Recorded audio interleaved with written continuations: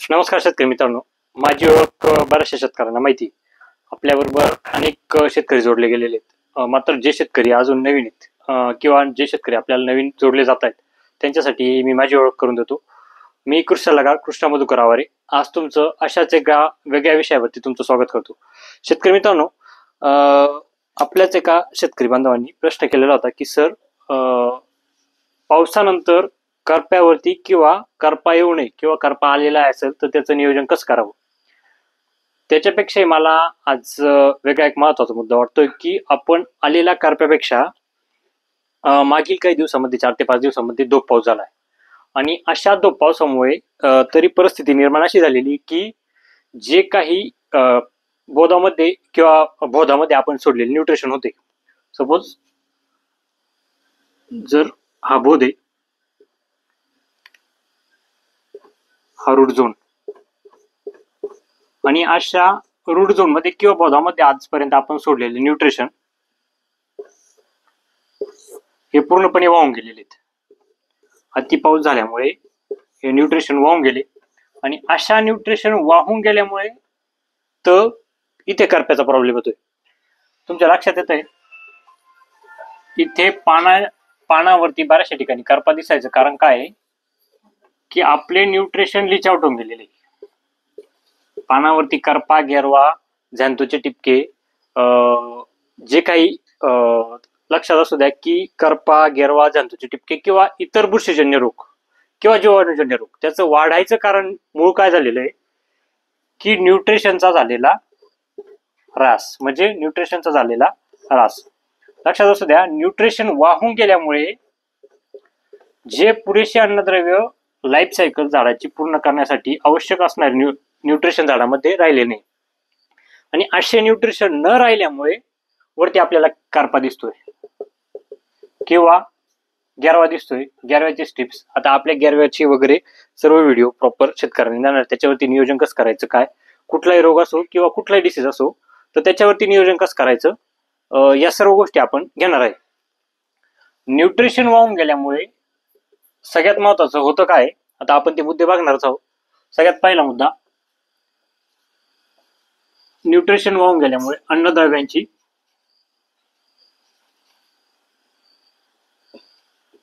कमतरता. मग ते तुमचे NPK असो किंवा मायक्रोन्युट्रिएंट, NPK असो किंवा मायक्रोन्युट्रिएंट कुठलेही असो. त्याच्यामुळे दुसरा महत्वाचा मुद्दा, पहिला आपला अन्नद्रव्यांची कमतरता. त्याच्यामध्ये दुसरा महत्वाचा मुद्दा आला न्यूट्रिशनचा लॉस झाल्यामुळे टोमॅटो पिकावरती येणारा जैविक अजैविक ताण. दुसरा मुद्दा आहे आपला ताण. काय? ताण. दुसरा मुद्दा झाला आपला ताण. तो कुठलाही असो, जैविक किंवा अजैविक.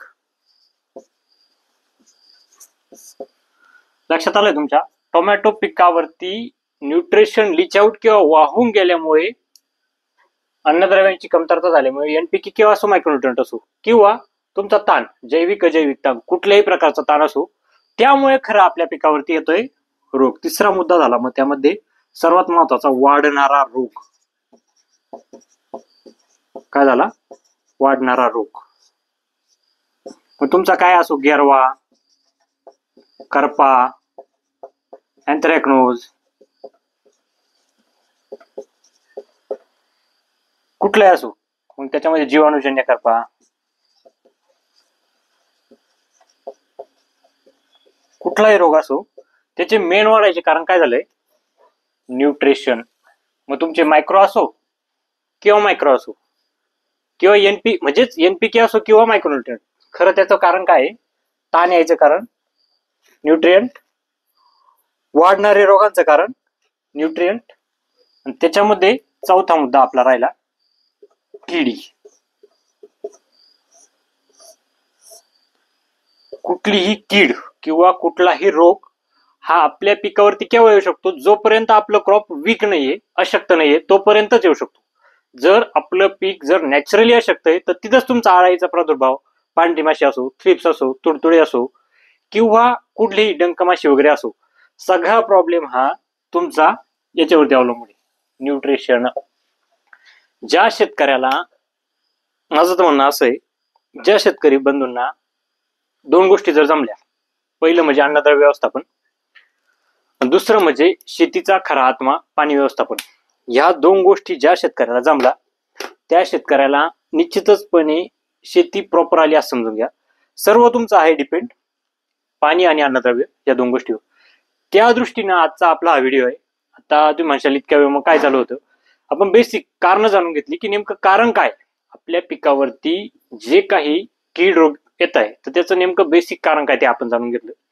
तर बऱ्याचशा गोष्टी तुम्हाला क्लिअर झाल्या असतील का. आपला आजचा मुद्दा अति पाऊस झाल्यानंतर खत व्यवस्थापन कसे करावे हा आजचा आपला मुद्दा आहे.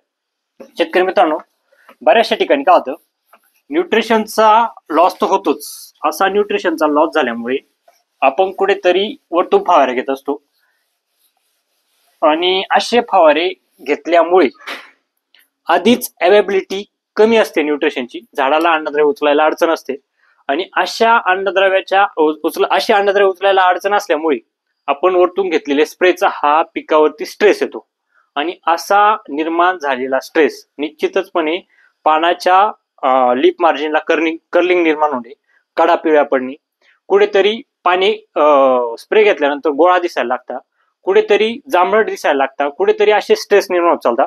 जांभळट व्हायचं कारण वेगळे, तुमची फॉस्फरसची अवेबिलिटी. आता त्यामध्ये तुमचा लक्षात असू द्या, आपल्याला ज्या ठिकाणी पाणी वाहिलेले अशा ठिकाणी निश्चितच तुम्हाला पहिली गोष्ट फॉस्फरिक ऍसिड,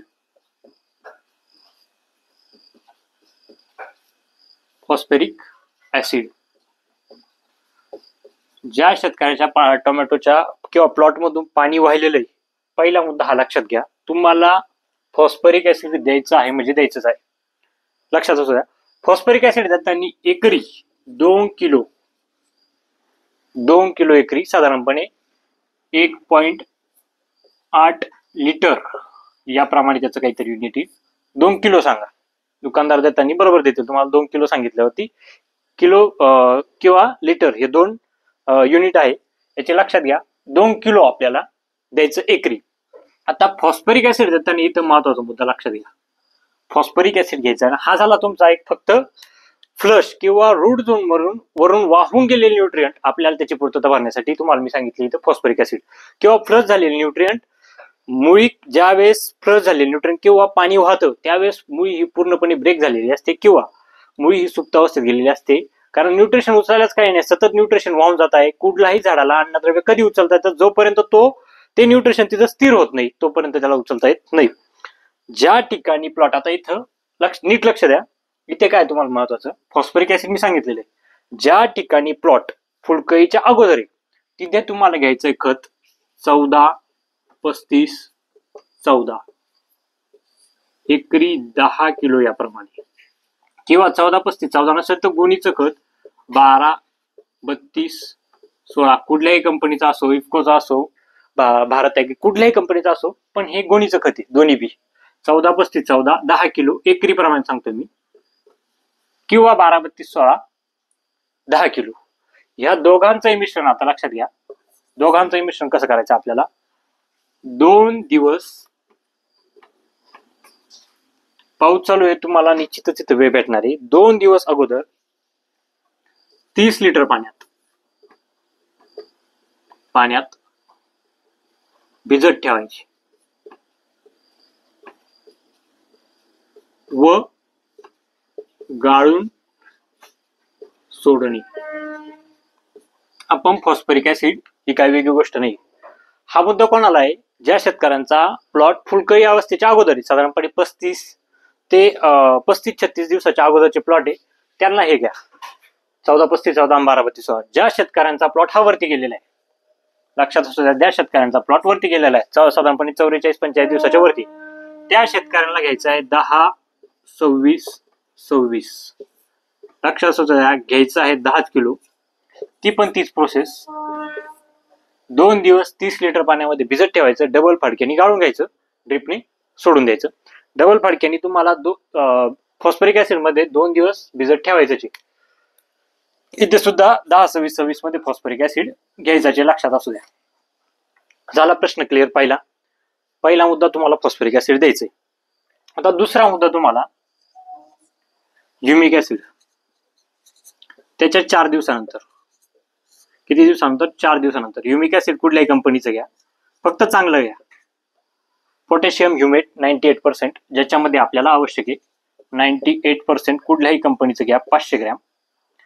त्यामध्ये ज्या ठिकाणी रूट झोन तुटलेला आहे किंवा रूट झोन ज्या ठिकाणी आपल्याला वाटतंय की लगेच कळतं, 2 ते 3 दिवसामध्ये टोमॅटो वरतून पिवळी दिसायला लागते, नुसता शेंडाच नाही पूर्ण झाड पिवळं दिसायला लागतं. आणि असं पूर्ण झाड पिवळं दिसल्यानंतर तुम्हाला ह्या 2 गोष्टी निश्चितच करायच्या. याच्या व्यतिरिक्त टमाटीला काहीच देऊ नका सुरुवातीला, कारण तुम्ही दिलेले न्यूट्रिशन हे आता मार्केटमध्ये आवश्यक असलेले किंवा मार्केटमध्ये उपलब्ध असलेले सर्व न्यूट्रिशन हे क्लोराईड मिक्स आहेत अशात मित्रांनो. आणि असे क्लोराईड मिक्स अगोदरच फ्लश झालेले न्यूट्रिएंट असतात किंवा रूट झोन मधून वाहून गेलेले न्यूट्रिशन असतात. आणि क्लोराईड बेस्ड न्यूट्रिशन आल्यामुळे जर आपण दिलंच, उदाहरणार्थ जर दिलेच आपण काही न्यूट्रिएंट, तर निश्चितचपणे तिथे क्लोराईड झाड हे फास्ट उचलून घेतं. बाकीचे तुमचे एनपीके किंवा मायक्रोन्युट्रिएंट आहे ते उचलता येत नाही. दुसरा मुद्दा तुम्हाला घ्यायचा ह्युमिक ऍसिड 500. त्याच्यामध्ये गुळ घ्यायचे तुम्हाला 2 ते 5 किलो पर्यंत. किती किलो पर्यंत? 2 ते 5 किलो पर्यंत.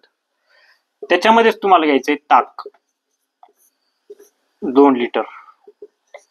हे भिजत नाही ठेवायचं, काहीच नाही. ह्युमिक ऍसिड 500 ग्रॅम, गुळ 2 ते 5 किलो पर्यंत, ताक 2 लिटर. टिपाडामध्ये टाका. 200 लिटर द्रावण प्रत्येकी तुम्हाला करायचं जे एकरी 200 लिटर याप्रमाणे द्रावण तयारच करून घ्या. 200 लिटर मध्ये टाकून सोडून द्या. हे झाले 2 मुद्दे क्लिअर. या दोघांमध्ये साधारणपणे 4 दिवसाचा अंतर असू द्या. 4 दिवसाचा लक्षात असू द्या. हे आपलं सगळं कशासाठी करायचंय? फक्त न्यूट्रिशन किंवा फक्त तुमची मुळी ऍक्टिव्ह होण्यासाठी. मगाशी कसं सांगितलं, वाहताळ पाणी जर असलं, पाणी जर वाहतंय, तर तुम्ही आजपर्यंत सोडलेले सर्व न्यूट्रिशन हे वाहून गेलेले असतात. आणि असे न्यूट्रिशन वाहून गेल्यामुळे तिथे निश्चितचपणे झाडाला न्यूट्रिशन अवेबिलिटी कमी असते. त्यामुळे तुम्हाला इथे या 2 गोष्टी निश्चित करायच्या आहे. अति खर्चिक नाहीये, सगळ्यात महत्वाचं. आणि दुसरं महत्वाचं म्हणजे तुम्ही सोडलेले जे काही लिक्विड फर्टिलायझर्स आहे, लिक्विड फर्टिलायझर पेक्षा हे फार महत्वाच्या 2 गोष्टी.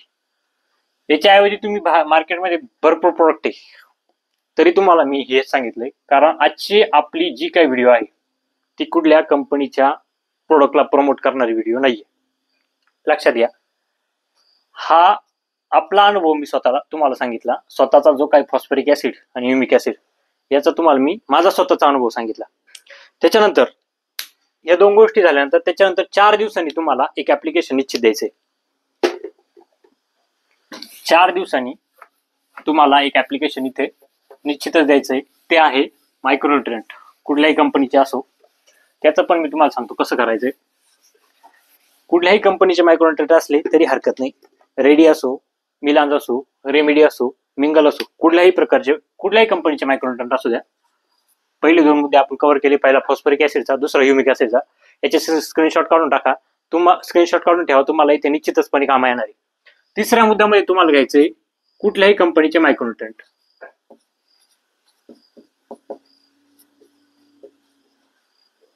कुठल्याही कंपनीचे मायक्रोन्युट्रिएंट असू द्या, त्याच्या त्या प्रमाणामध्ये 2 किलो.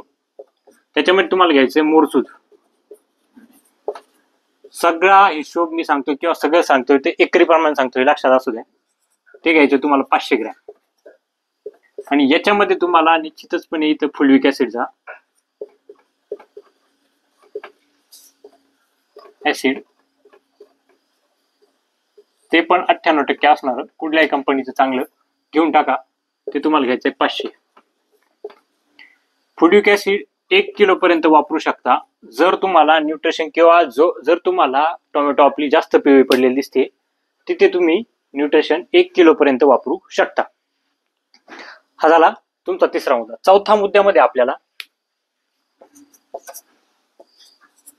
चौथ्या मुद्द्यामध्ये जर अशा ठिकाणचे न्यूट्रिशन वाहून गेलेले असतील, तर तिथे एक गोष्ट लक्षात असू द्या, निश्चितचपणे तुमचे तिथे मायक्रो ऑर्गॅनिझम सुद्धा लिच आउट होऊन गेलेले असतील, मायक्रो ऑर्गॅनिझम सुद्धा निघून गेलेले असतील. त्यामुळे तुम्ही न्यूट्रिशन पेक्षा तुम्हाला मायक्रो ऑर्गॅनिझम सुद्धा तिथे अवेलेबल करून देणं गरजेचं आहे. आता मायक्रो ऑर्गॅनिझम साठी माझी स्वतःची एक प्रॅक्टिस आहे, ती मी तुम्हाला सांगतो. इथं शेण घ्यायचंय तुम्हाला 20 किलो. त्याच्यामध्ये तुम्हाला घ्यायचं आहे बेसन 2 किलो. त्याच्यामध्येच तुम्हाला घ्यायचं आहे इथं तुमच्याच वावरातली माती 500 ग्रॅम. हे जे तिन्ही मटेरियल आहे, हे जे काही तिन्ही गोष्टी सांगितल्या तुम्हाला, शेण, बेसन, माती, हे तिघ कोरड्यात एकत्र करून घ्या. जे काही कोरडं असतं ते एकत्र करून घ्या आणि हे तुम्हाला डबल साडीच्या फडक्यामध्ये गुंडाळायचे. तिन्हीचे तिन्ही जे काय आपण एकत्र केलेलं आहे ते डबल साडीच्या फडक्यामध्ये गुंडाळायचे. ते साईडला असू द्या. तुम्हाला 200 लिटरचा ड्रम लागणार आहे. 200 लिटरचा ड्रम. त्याच्यामध्ये तुम्हाला 200 लिटरच्या ड्रम मध्ये 100 लिटर पाणी अगोदर भरून घ्या. 100 लिटर पाणी. त्या 100 लिटर पाण्यामध्ये तुम्हाला घ्यायचं आहे ताक 2 किलो आणि त्यामध्ये तुम्हाला घ्यायचं आहे गुळ. ताक 2 लिटर, गुळ 2 किलो. हे जे काही साडीच्या बांधलेलं गथुड आहे, हे टिपाडाच्या वरती आडवा बांबू लावून टिपाडामध्ये तरंगत ठेवायचं. अशा पद्धतीने तरंगत राहिलं पाहिजे. पाण्यामध्ये पूर्णपणे बुडलं पाहिजे. पण हे लक्षात असू द्या, पहिले तुम्हाला 100 लिटर पाणी भरायला लावलेलं होतं मी. ज्यावेळेस तुम्ही साडीचं फडकं टिपाडात तरंगत ठेवशाल, वरती आडवा बांबू लावा, तरंगत ठेवशाल, त्यानंतर तुम्हाला पाणी वाढवायचंय. हे असं द्रावण न हलवता, काही न करता 4 दिवस 4 ते 15 दिवसापर्यंत ठेवू शकता तुम्ही, हरकत नाही. भिजत ठेवणे व हे जे शेणाचं 4 दिवस ते गतुड आहे, 4 दिवसानंतर वरती काढून घ्यायचं, फुटबॉल ड्रम मध्ये टाकायचा आणि तसंच सोडून द्यायचं. या गोष्टी काही वेगळ्या नाही, लक्षात असू द्या. हे तुम्हाला सर्व माहिती, शेण, बेसन, माती सर्व माहिती, ताक, गुळ, पाणी हे सर्व माहिती. पण इथं अडचण काय येते की थोडा आळशीपणा. आपल्याला काय वाटतं ते गाळात कोण बसेल, त्याच्यामुळे गाळायला इथं त्रास न व्हावा म्हणून आपण इथं साडीच्या फडक्यात बांधून घेतलेले. 4 दिवस शेणाचं फडकं उचलून घ्यायचं आणि ड्रिपने सोडून द्यायचं. शेतकरी मित्रांनो, आजची व्हिडिओ आपली प्रॉपर न्यूट्रिशन वरती होती. फक्त आणि फक्त न्यूट्रिशन, की वाहून गेलेले न्यूट्रिशन. याच्या पुढे तुम्ही रेग्युलरपणे तुमचे न्यूट्रिशन देऊ शकता. पण ह्या जर 4 मेथड तुम्ही 4 दिवसाच्या अंतराने कंटिन्यू जर करत राहिले, आता तुम्ही म्हणाल कधी कधी सर मोठ्या प्रमाणात पाऊस असतो आणि आपण न्यूट्रिशन दिल्यानंतर देखील आपण हे सोडलेले न्यूट्रिशन देखील वाहून जर गेले तर कसं करायचं, हे लक्षात घ्या. न्यूट्रिशन देण्याच्या फक्त 2 पद्धती. एक म्हणजे स्प्रे ऍप्लिकेशन, दुसरं म्हणजे सॉइल ऍप्लिकेशन. आता त्या दृष्टीने विचार करून मी तुम्हाला, लक्षात असू द्या, पुढचे 2 स्प्रे सांगणार आहे. फक्त 2च्या वरती एकही स्प्रे घेणार नाही आपण. कुठलाही स्प्रे आपण 2च्या वरती तुम्हाला सांगणार नाही. फक्त 2 स्प्रे घ्या. जर तुम्हाला रोग जर दिसत असेल, जर तुम्हाला आपल्या क्रॉपवरती जर रोग दिसतोय, तर अशा रोगाला निश्चितचपणे पहिलं कव्हर करणं गरजेचं आहे. नाही तर सरांनी सांगितलं न्यूट्रिशनचे स्प्रे आणि आपण न्यूट्रिशनचे स्प्रे घेऊन टाकू, अजिबात नाही. तुम्हाला जर तिथं टिपका दिसत असेल तर तिथे टिपक्याला झॅन्थोला कव्हर करायला लागेल पहिले. जर तुम्हाला तिथे करपा दिसत असेल, लवकर येणार किंवा उशिरा येणार करपा, तर तिथे तुम्हाला निश्चितपणे करप्याला कव्हर किंवा कंट्रोल करायला लागेल. जर तिथे तुम्हाला गेरवा दिसत असेल तर तिथे गेरव्याचा स्प्रे टाका. बऱ्याचशा शेतकऱ्यांना असं वाटतं की सर आम्हाला स्प्रे कसे ऍडजस्ट करायचे किंवा स्प्रे कसे घेतले गेले पाहिजे. तर निश्चितचपणे ज्या शेतकऱ्यांना अशा अडचणी, तर त्यांनी आपलं शेड्यूल घेऊन टाका. तुम्हाला निश्चितचपणे शेड्यूलचा मोठ्या प्रमाणात फायदा होणार आहे. जर तुम्ही मला त्या शेड्यूलचे 500 रुपये देताय, तर त्या पूर्ण आठवड्यातले कमीत कमी तुमचे 2 ते 3 हजार रुपये वाचणार, त्याची गॅरंटी मी घेतो. कारण लक्षात असू द्या, आवश्यक तेच एलिमेंट, आवश्यक असणारा मॉलिक्यूल आपण झाडाला देतो आणि असा आवश्यक असणारा मॉलिक्यूल झाडाला दिल्यामुळे अतिरिक्त खर्च टळतो. तो झालेला विषय. आता पुढचे न्यूट्रिशनचे स्प्रे. ज्या ठिकाणी तुम्हाला न्यूट्रिशनचे स्प्रे घ्यायचे, अन्नद्रव्यांचा पुरवठा, तो कशामधने? स्प्रे मधनं. स्प्रे लक्षात असू द्या, ज्या ठिकाणी न्यूट्रिशनची जास्त मोठ्या प्रमाणात अडचणी, तर तिथे तुम्हाला आधी लक्षात घ्यायला लागेल की आपल्या पिकावरती कुठला कुठल्या अन्नद्रव्यांची कमतरता मोठ्या प्रमाणात आलेली आहे किंवा कुठल्या अन्नद्रव्यांची आपल्याला कमतरता दिसते हे तुम्हाला तिथे जाणून घ्यायला लागेल.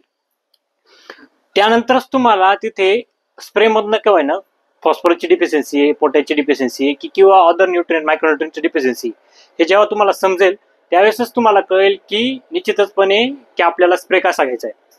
पण ज्या ठिकाणी मोठ्या प्रमाणात डिफिशियन्सी जर पाणी जर वाहून गेलं किंवा वाचाळ पाऊस झाला तर तिथे फक्त 2 डिफिशियन्सी दिसत असतात. पहिली म्हणजे कॅल्शियम